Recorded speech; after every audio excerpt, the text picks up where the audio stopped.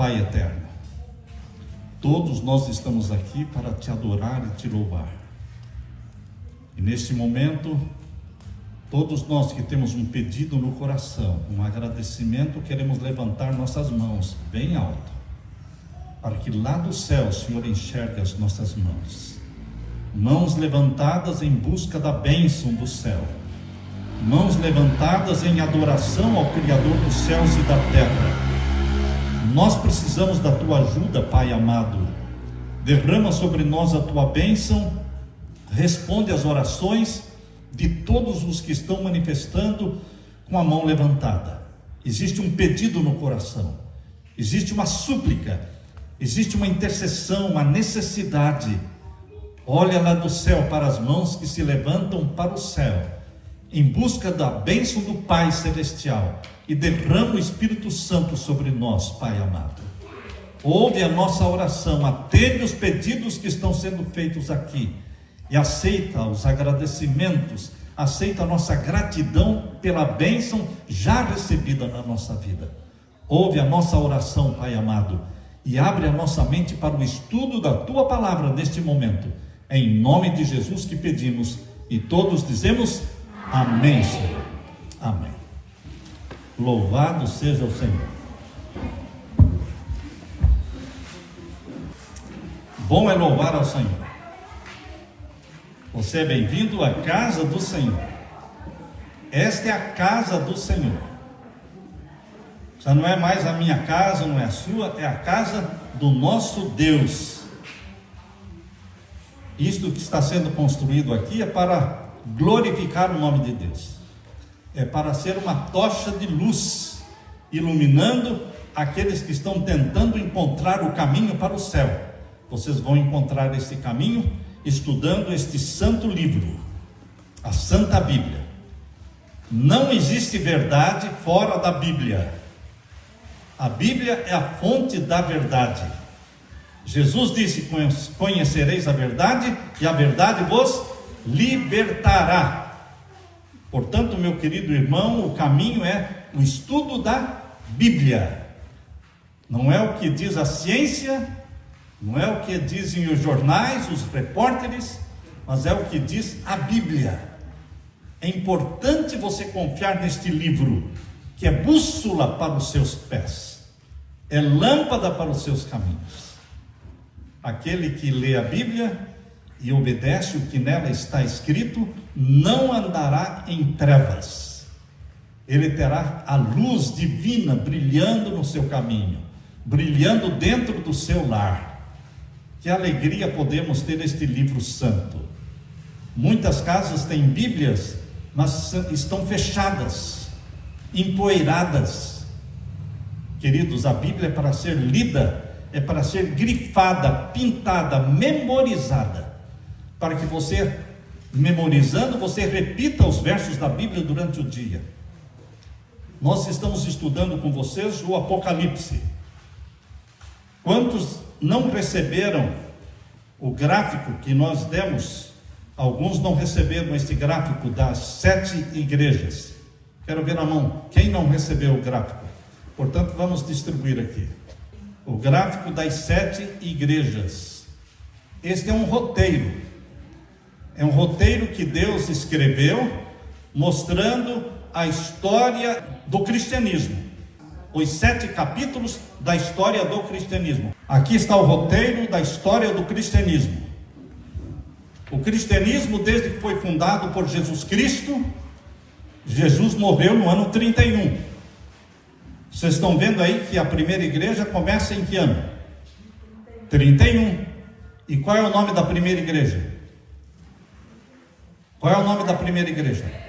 Éfeso. E o que quer dizer Éfeso? Está escrito aí em vermelho debaixo. Desejável. Algo que você deseja, algo que é bom. Éfeso quer dizer desejável. Foi do ano 31 até que ano? Até o ano 100. O ano 31 é o ano que Jesus morreu, ressuscitou e subiu ao céu. O ano 100 é o ano que o último apóstolo de Jesus morreu. O apóstolo João, o mais novo dos apóstolos, morreu por volta do ano 100. Então, Éfeso é o período da história do cristianismo quando os apóstolos estavam vivos. Portanto, é um período de pureza apostólica, pureza doutrinária. Porém, no final deste primeiro século, por volta do ano 100, as heresias, as doutrinas erradas já começavam a penetrar na igreja cristã. Por isso que João, que ficou por último, escreveu o Apocalipse e escreveu também o Evangelho de João. Então, queridos, vamos abrir a Bíblia aqui em Apocalipse capítulo 2. Apocalipse capítulo 2, você vai encontrar a carta, primeiramente a carta de Éfeso, que nós já estudamos com vocês. Quem não assistiu à primeira igreja, a igreja de Éfeso, pode entrar no YouTube, no canal que eu tenho, não é? Que nós temos o canal, chama-se Pastor Samuel Ramos. Pastor Samuel Ramos, esse é o nome do canal do YouTube. Tem mais de 300 mil seguidores lá.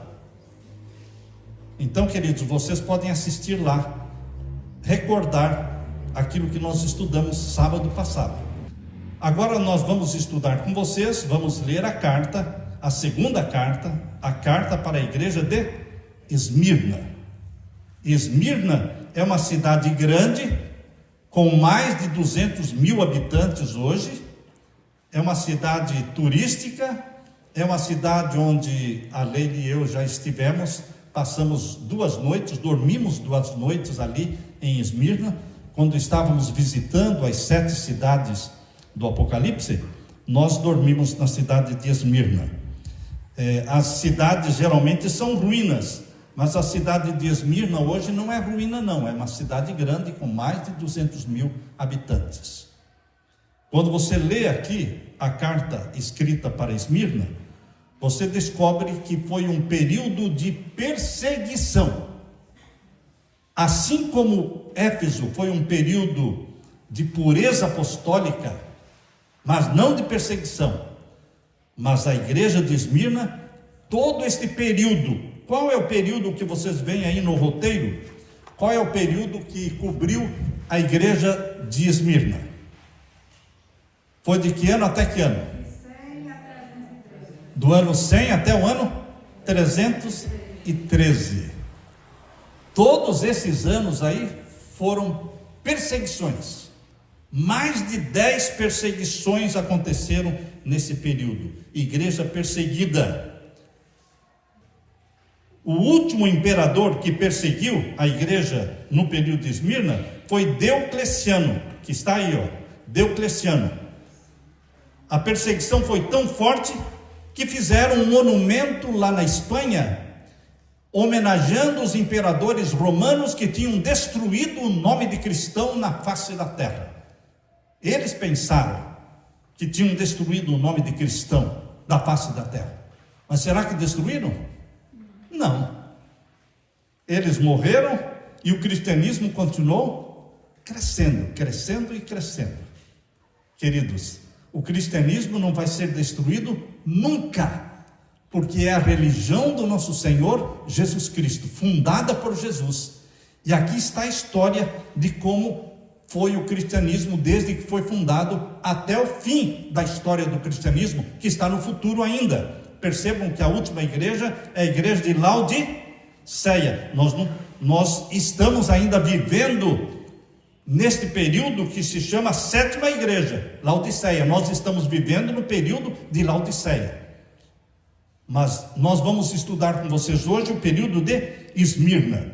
Leiam comigo a carta que Jesus escreveu para Esmirna, capítulo 2 de Apocalipse, verso 8. Leiam comigo. Ao anjo da igreja em Esmirna, escreve: estas coisas diz o primeiro e o último, que esteve morto e tornou a viver. Quem é este que está falando com João, dizendo: eu sou o primeiro e o último, estive morto e tornei a viver? Quem é ele? Jesus. Ele é o primeiro e o último, porque ele é o princípio e o fim. Estive morto, mas tornei a viver. Jesus morreu na sexta-feira e ressuscitou no domingo, e vive para todo sempre. nunca mais vai morrer. Ele morreu uma só vez, pelos meus pecados, pelos seus pecados, ele morreu, mas ele vive para todos sempre. E agora o capítulo 2 e o verso 9: conheço a tua tribulação. Eu gosto desta expressão, desta frase: conheço as tuas obras, conheço a tua provação, a tua tribulação, a tua pobreza, mas tu és rico, e a blasfêmia dos que a si mesmos se declaram judeus e não são, sendo antes sinagoga de Satanás. Judeus que se diziam judeus, mas não eram sinagoga de Satanás. Vocês sabem que os judeus, eles pediram a morte de Jesus na cruz, instigados por Anás, por Caifás, pelos líderes. Eles pediram que Jesus fosse crucificado. Eles gritavam: crucifica-o, crucifica-o.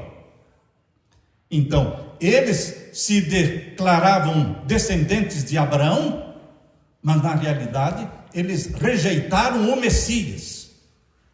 Rejeitaram o Messias. Se dizem judeus, mas não são judeus de coração, porque eles recusaram o Messias como Salvador do mundo. E eles se tornaram sinagoga de Satanás, adoradores de Bafomete, o Deus de chifre, conhecido hoje no mundo como o Deus da Cabala. O Deus da Cabala é o Deus de chifre, chamado Bafomete. Quem segue a Cabala, segue e adora Bafomete. Queridos, e muitos judeus seguem a Cabala, muitos artistas seguem a Cabala. Madonna segue a Cabala, e outros cantores, outros artistas de cinema seguem a Cabala, mas a Cabala adora Bafomete. Se você for no Google e procurar lá Bafomete, vai ter a fotografia. É a cabeça de bode, seios de mulher e órgãos genitais de homem. Veja o Deus, cabeça de bode, homem e mulher no mesmo Deus, que é adorado na Cabala, Bafomete. Não é adorado somente na Cabala, eles adoram também na maçonaria.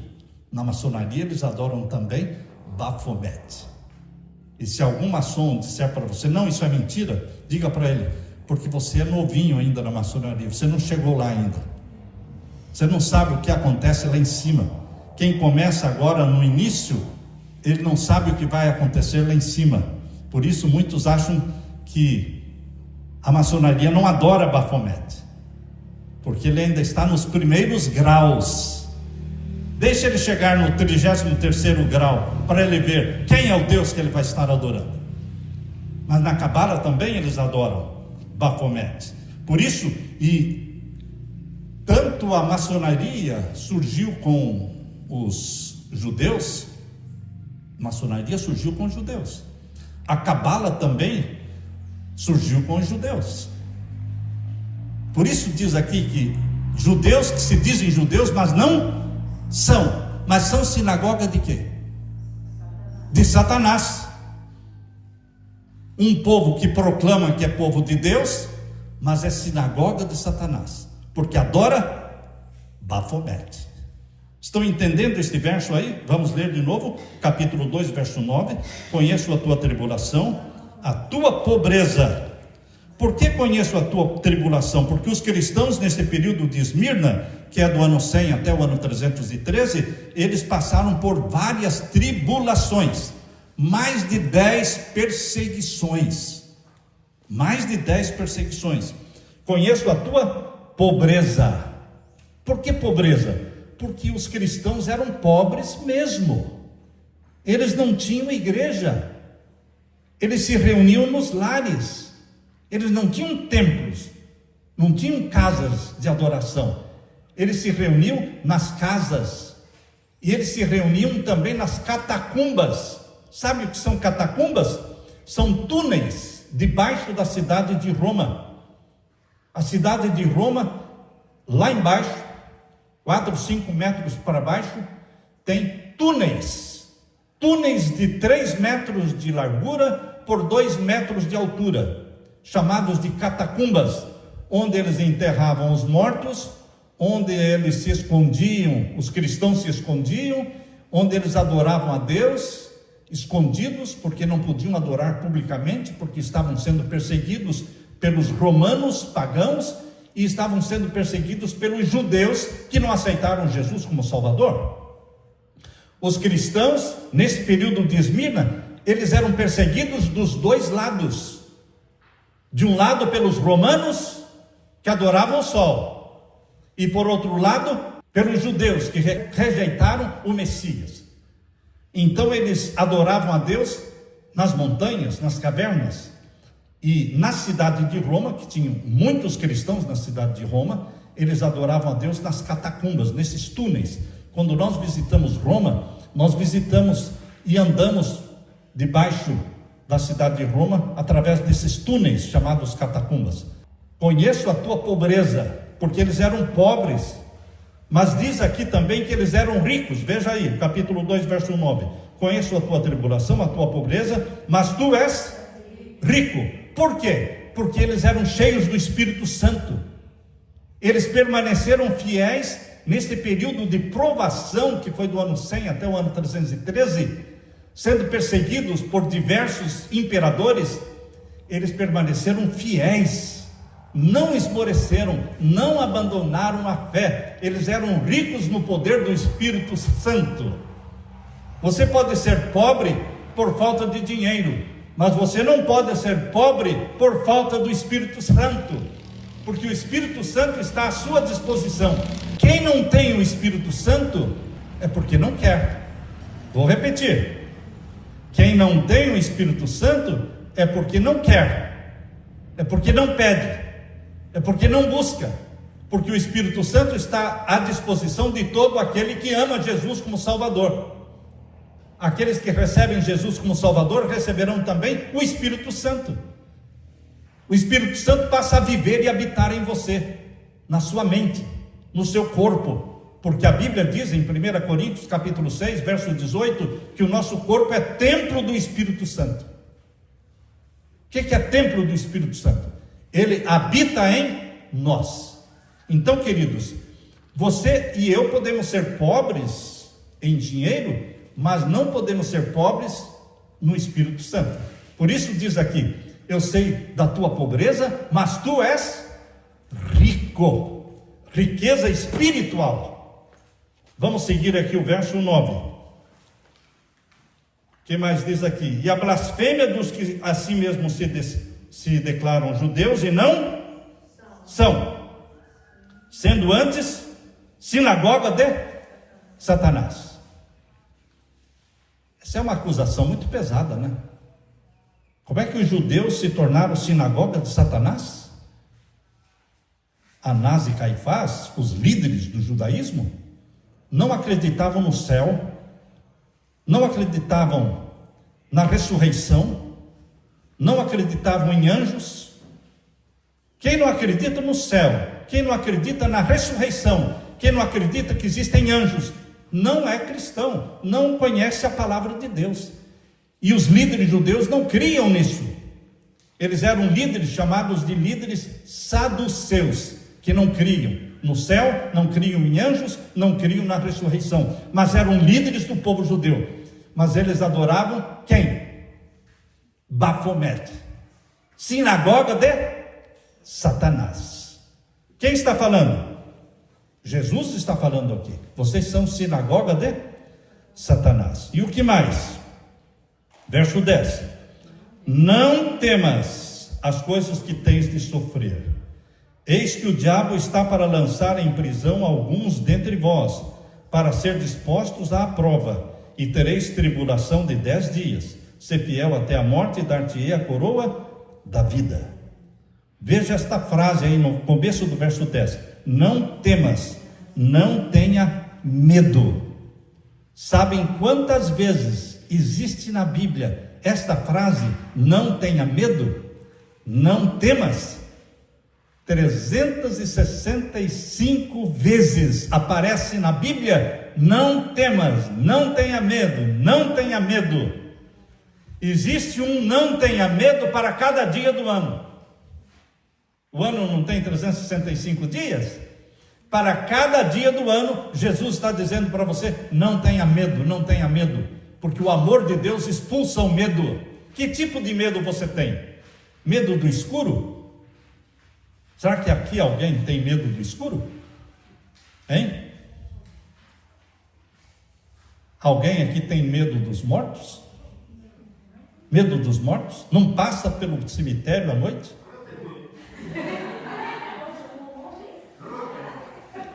Medo do câncer? Medo do câncer? Você não tem medo do câncer, né, Eulito? Você venceu o câncer. Em nome de Jesus, você venceu o câncer. Queridos, Jesus Cristo quer expulsar os medos da sua vida. Medo da morte. Se morrer, não tem problema nenhum, Jesus vai me ressuscitar. Não tenha medo da morte, porque a morte na vida do cristão é um até breve, porque Jesus vai nos ressuscitar. Não tenha medo da morte, não tenha medo da doença, porque se Jesus quiser, Ele cura a doença, Ele ressuscita os mortos. Não tenha medo do escuro, porque Jesus é a luz do mundo. Queridos, Jesus está dizendo para você aqui: não temas as coisas que tens de sofrer. Sofrimento existe. Se você pensa que a vida cristã é sem sofrimento, você está enganado. Você está enganado, porque a vida cristã é andar no caminho estreito. E no caminho estreito existe perseguição. Jesus não morreu crucificado? Pedro não morreu também crucificado de cabeça para baixo em Roma? Paulo morreu decapitado? João Batista morreu decapitado? Tiago morreu à espada? Enfim, queridos, os discípulos de Jesus não foram aplaudidos pelo mundo? Jesus também não foi aplaudido pelo mundo. Todos eles sofreram perseguições. E você acha que seguindo a Jesus Cristo você não vai sofrer perseguições? Sim ou não? Sim. Vai passar por perseguição dentro de casa, porque você aceita Jesus e o outro que não aceita começa a caçoar, começa a perseguir. Entendeu? No trabalho, você vai passar por sofrimentos, e Jesus sabia disso. No período de Esmirna houve muita perseguição. Leia comigo o capítulo 2 e o verso 10. Não temas as coisas que tens de sofrer. Só que é diferente quando você sofre com Jesus. Quando você sofre com Jesus, o sofrimento é suave, o sofrimento é suportável, porque Jesus ajuda você a carregar o fardo. Jesus diz: vinde a mim, vós cansados e oprimidos, sobrecarregados, eu vos aliviarei, disse Jesus. Com Jesus o fardo se torna leve. Verso 10: eis que o diabo está para lançar em prisão alguns dentre vós.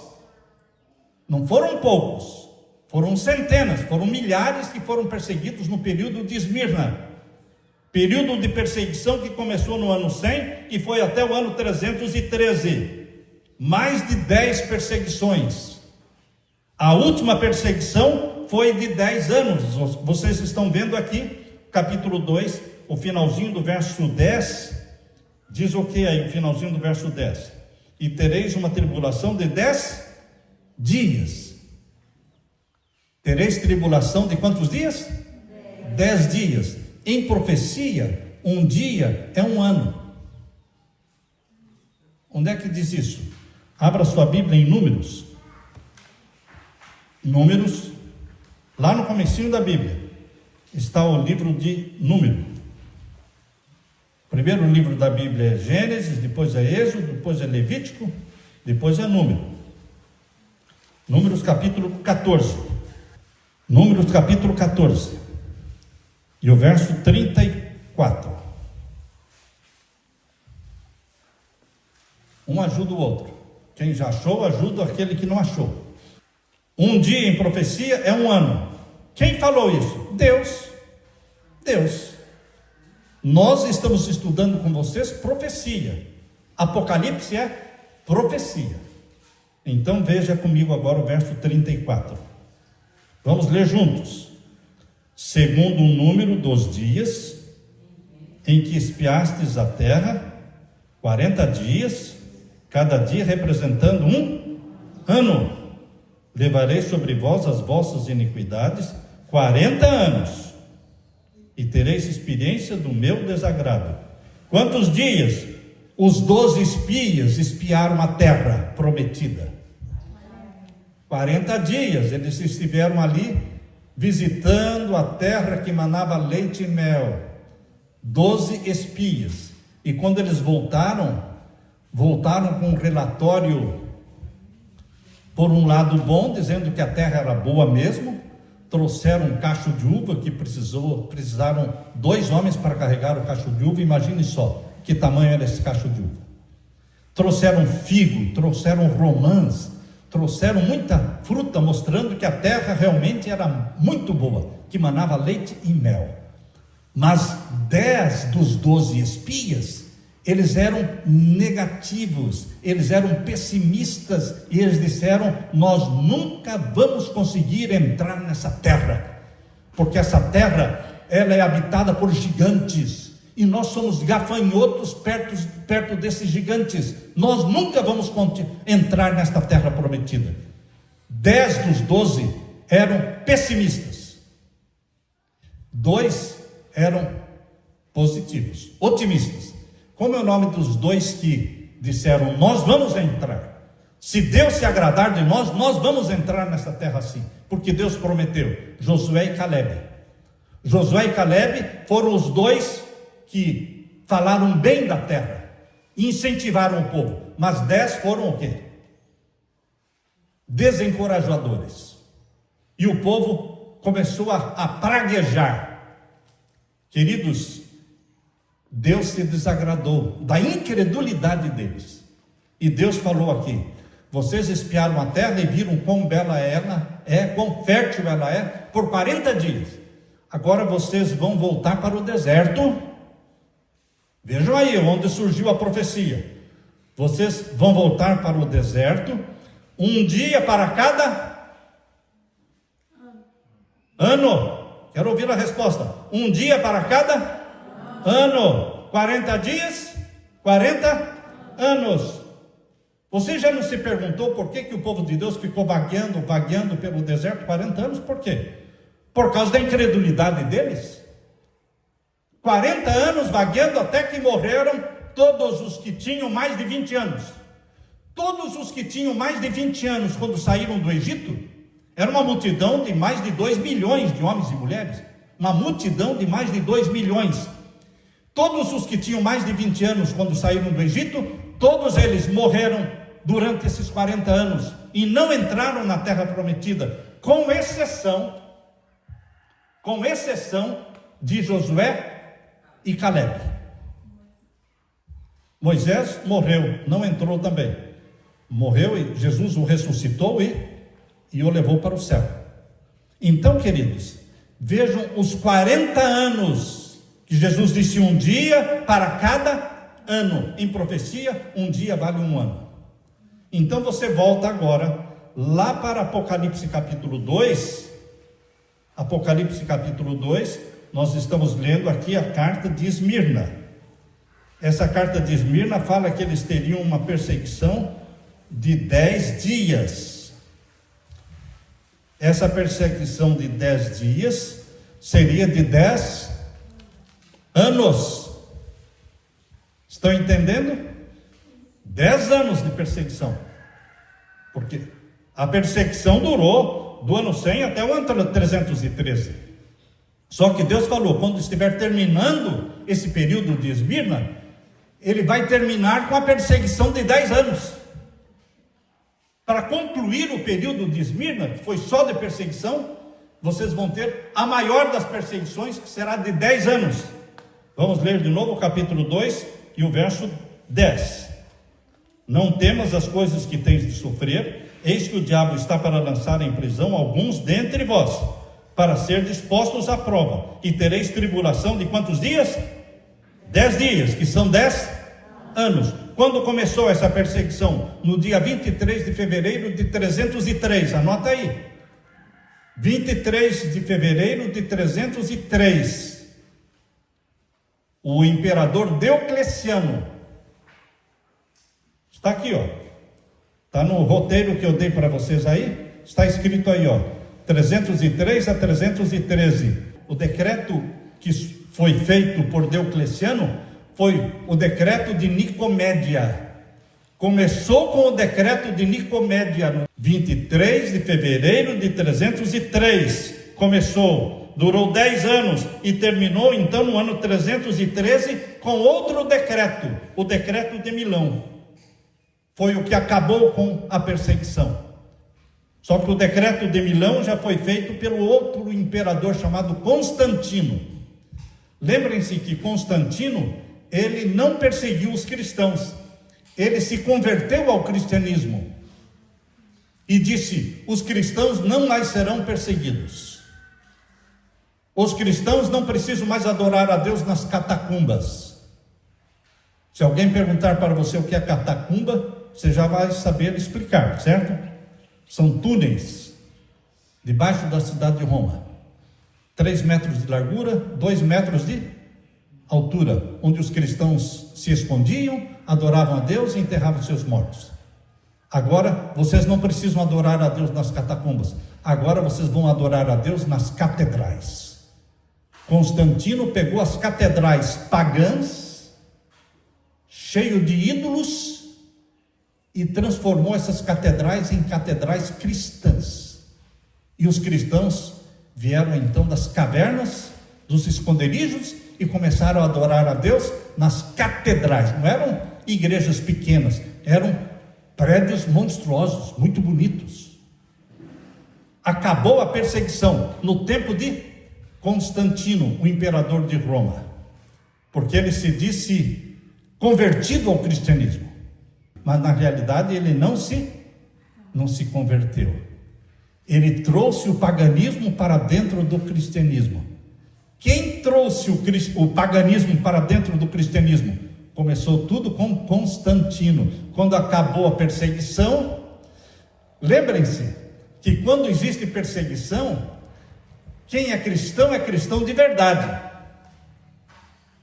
Mas quando não existe perseguição, os cristãos não são de verdade, a maioria, porque aí se torna fácil ser cristão. É fácil ser cristão quando ninguém persegue a gente. Aí qualquer um se diz cristão. Agora, lá na China, que ser cristão pode custar a sua vida, quem é cristão lá na China é cristão de verdade. Na Coreia do Norte, quem é cristão? É cristão de verdade. Porque se for encontrado com a Bíblia dentro de casa, será preso, ou pode ser morto. Mas, aqui não. Aqui todo mundo tem uma Bíblia dentro de casa e nem todos são cristãos. Porque não existem cristãos verdadeiros quando existe liberdade. Mas quando vem a perseguição, aí os cristãos são verdadeiros. Por isso que o período de Esmirna foi um período de cristãos verdadeiros, sofrendo perseguição. E a última perseguição foi de 10 anos. O nome mais famoso nesse período de Esmirna, o nome mais famoso foi o de Policarpo. Policarpo era discípulo de João. E Policarpo foi morto como mártir nesse período de Esmirna. Ele tinha 86 anos quando foi morto. E o juiz apelou para Policarpo abandonar Jesus. Disse: você é um velho de 86 anos, para que morrer por esse Jesus? Declare que você não crê mais em Jesus. Declare que você abandona Jesus, e você pode voltar para casa, está livre. O que Policarpo falou? 86 anos eu servi ao meu Jesus, ao meu Cristo. Ele nunca fez nada de ruim para mim, ele só faz coisas boas para mim. Ele é o meu Salvador. Como é que eu vou negar o meu Senhor Jesus? Não vou negá-lo. E ele morreu queimado. E aqui no capítulo 2, queridos, Lê agora para mim o finalzinho do verso 10. Ser fiel até a morte, e dar-te a coroa da vida. Você precisa ser fiel hoje e amanhã de novo, e a semana que vem de novo. Ser fiel até a morte. Não é começar animado e desanimar, porque é fácil começar animado. Vocês já assistiram às corridas? A hora que começa a corrida, todo mundo está o quê?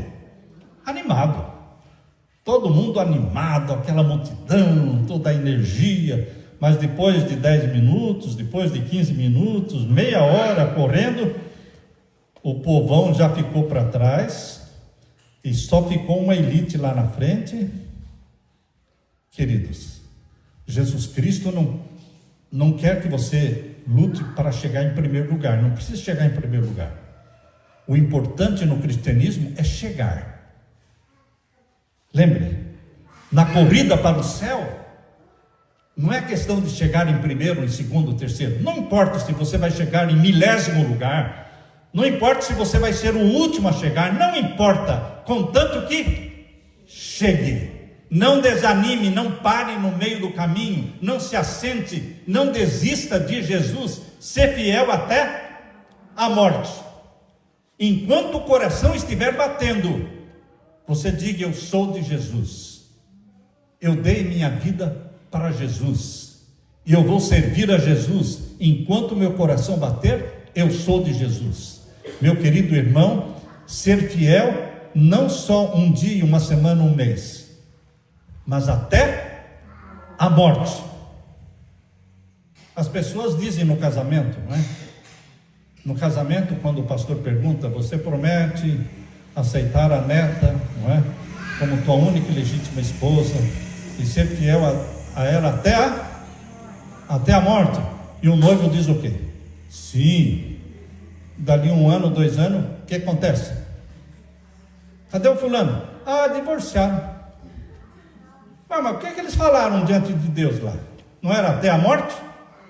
Mas a gente não era sério, né? A gente estava brincando. Queridos, a gente não brinca com Deus. Você aceita Jesus como Salvador? Quero ver a mão. Quantos aceitam Jesus como Salvador? É de brincadeira? Fica com a mão levantada. Você aceita Jesus? Aceita. Até a morte? Até a morte? Aleluia. Aleluia.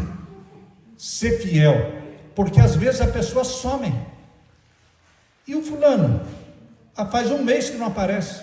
Não quer mais estudar a Bíblia. Mas ele não aceitou a Jesus? Mas ele já desistiu. Queridos, aqui diz: ser fiel. Vamos decorar este verso? Vamos decorar este verso?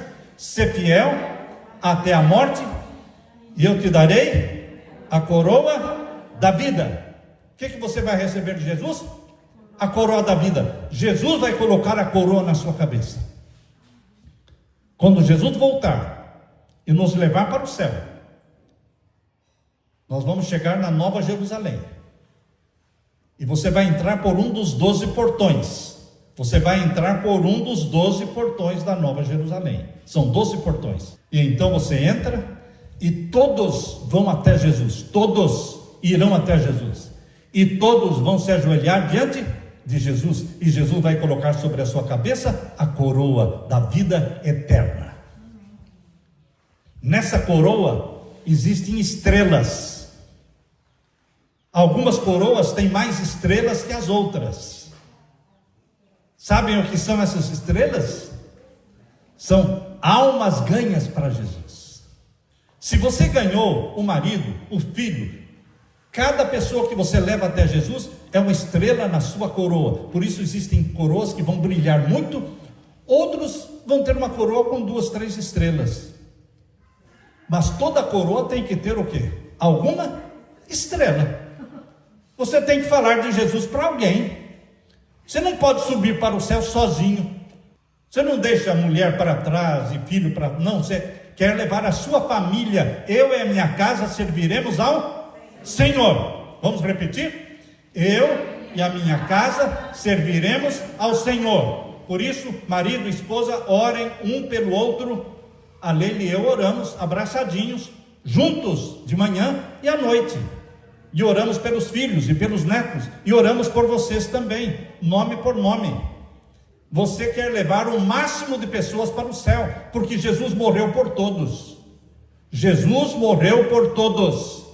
E nós somos aqui embaixadores, nós somos missionários de Jesus. Vocês e eu somos missionários de Jesus, para levar para o céu o máximo possível. Por que distribuímos Bíblias? Por que estamos construindo este centro comunitário aqui? Para que pessoas conheçam Jesus. Esse é o ponto. Não é para ter lucro, não é para vender nada, mas é para pregar a palavra, o Evangelho da salvação. Preparar um povo para a volta de Jesus. Por isso, meu querido irmão, aqui o capítulo 2, o finalzinho aí, o verso 10. Ser fiel até a morte, e dar-te-ei a coroa da vida. Agora o verso 11. Quem tem ouvidos? Quem que tem ouvidos? Todos. Quem tem ouvidos, ouça o que o Espírito. Que Espírito? Que Espírito? O Espírito Santo. Quando fala aqui, ouça o que o Espírito diz, está falando do Espírito Santo. O Espírito Santo fala. O Espírito Santo fala com você. Ouça o que o Espírito diz às igrejas. Agora termina comigo o verso 11. O vencedor de nenhum modo sofrerá dano da segunda morte. O vencedor em Cristo Jesus não vai passar pela segunda morte. Isto quer dizer que você pode passar pela primeira morte. Meu pai já morreu. Já enterrei meu pai, já enterrei minha mãe, já enterrei a minha irmã. Eu fiz o funeral de todos eles. Então, meus queridos, eles morreram em Cristo, estão salvos, mas estão dormindo no pó da terra, esperando Jesus voltar para serem ressuscitados. Serão ressuscitados para a vida eterna e não vão passar pela segunda morte. Quem ama Jesus não vai passar pela segunda morte. Qual é a segunda morte? Apocalipse 21. Abra sua Bíblia. Apocalipse capítulo 21. Aqui fala da segunda morte. Capítulo 21, o verso 8. Capítulo 21, verso 8. Podemos ler juntos? Leiam comigo.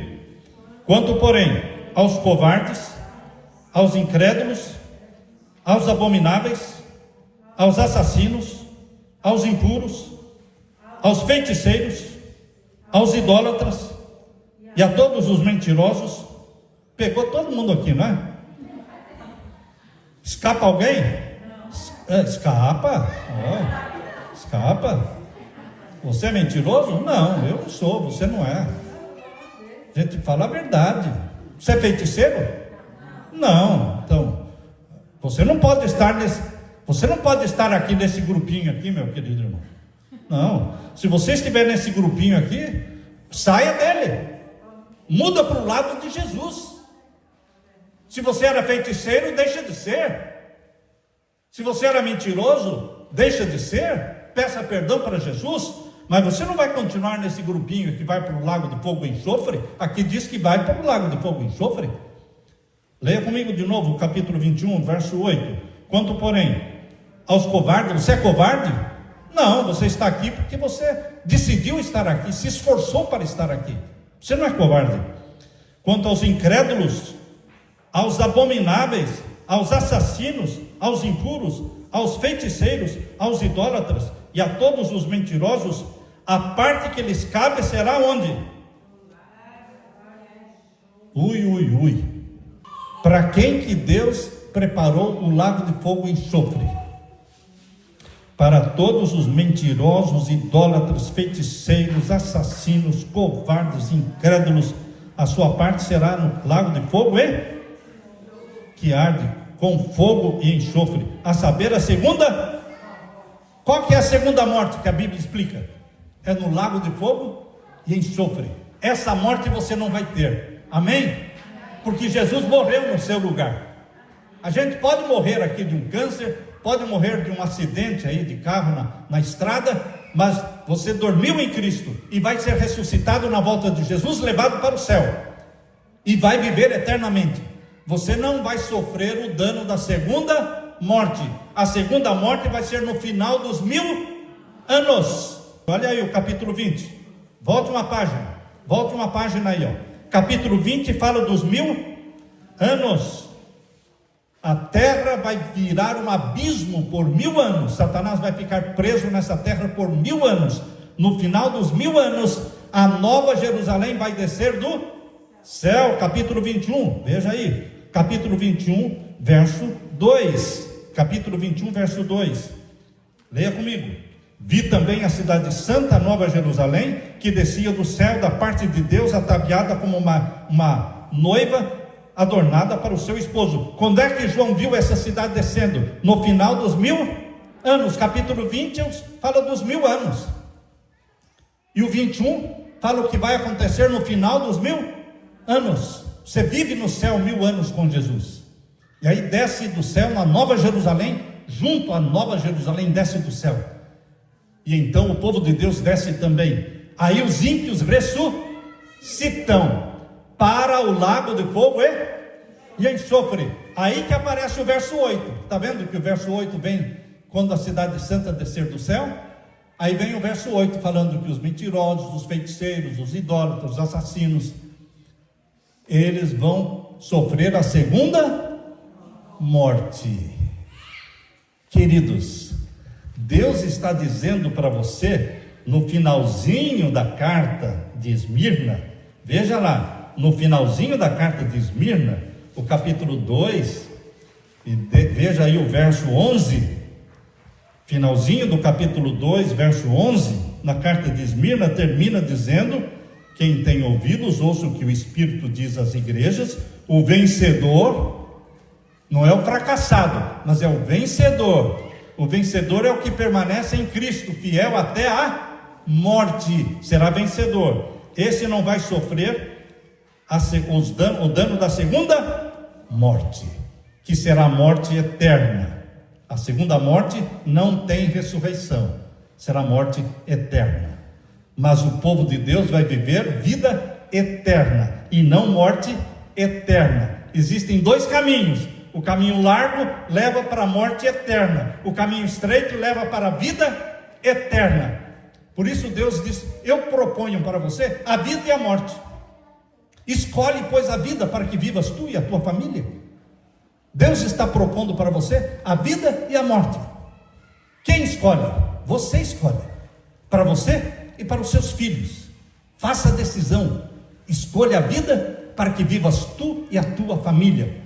Quem escolhe a vida com Jesus? Quem escolhe a vida com Jesus? Fique em pé, fique em pé. Você que escolhe a vida com Jesus e que não vai sofrer o dano da segunda morte, aleluia, porque vai viver com Jesus para sempre. Deixe-me orar com vocês, fiquem com a mão levantada. Pai santo que estás nos céus, registra lá no céu todas as mãos levantadas que escolheram a vida, escolheram viver com Jesus eternamente na nova Jerusalém. Pai eterno, registra a nossa decisão e derrama sobre nós o Espírito Santo, dando-nos forças e a tua santidade para vivermos em comunhão contigo cada dia. Que o Senhor nos ajude a sermos fiéis até a morte e recebermos das tuas mãos a coroa da vida eterna. E todos dizemos amém e amém. Deus te abençoe, meu querido irmão, minha querida irmã. Aleluia, aleluia.